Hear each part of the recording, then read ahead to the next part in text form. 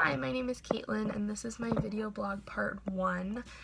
So, in my family, it's me, it's my mom, my dad, and my younger brother. We are just our nuclear family living in Orlando, but they're not the only people I consider to be my family. Of course, like everyone who's like related to me by blood, like cousins and aunts and uncles and everything, grandparents, like they're obviously included in how I define a family. And I also like to include like those in my primary group, because if we're close enough to be on a level of a primary group of people with each other, like you're close enough to be considered family in my book. Over the last 50 years, as far as the idea of family, it appears to have shifted more towards people choosing to live alone and to live in different types of family households. There was like a graph in our PowerPoint that showed that like fewer people were living in like just as a married couple alone, and fewer people were living as a married couple with children. So that was really interesting, and more people were choosing to live alone.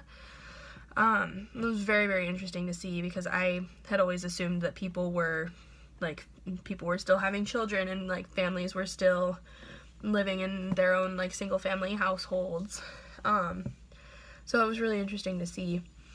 And then I found, as far as the article on the birth rates, I found an article on NPR that talked about the decreasing birth rates, and they were saying that it's been dropping since 1971, but it's currently at like an all-time low.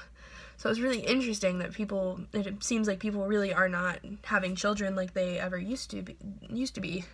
And the CDC has calculated that, like in this article, they said that they had calculated that the birth rates in 2017 were the lowest that they had been in almost 30 years, which was it was quite a lot to take in, honestly.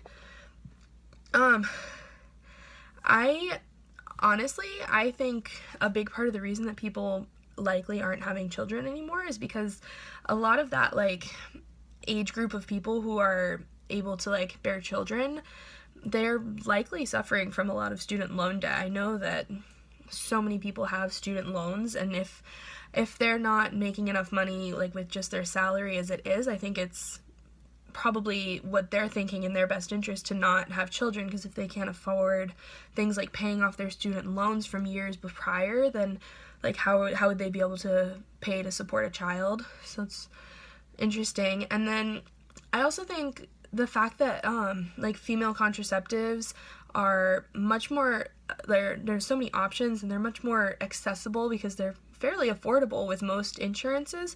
I think the fact that those are more like readily available, from what it seems, like that's also probably led to a decrease in like unplanned pregnancies. So that's, if there's fewer unplanned pregnancies, that was a big chunk of the percentage of births in previous years. So now that has decreased that, which has led to a lower birth rate. And I think it's also possible that people see like there's just a lot of people on this planet already, and then if every one of them had another child, you're just going to continue adding to the people on the planet. And if we only have so many resources as it is, and we're running out of some of these natural resources, like the more people we have on this planet, the quicker we're going to run out of those resources. So it's possible that they're thinking towards that. So this is all really interesting to think about when it comes to families. Thank you.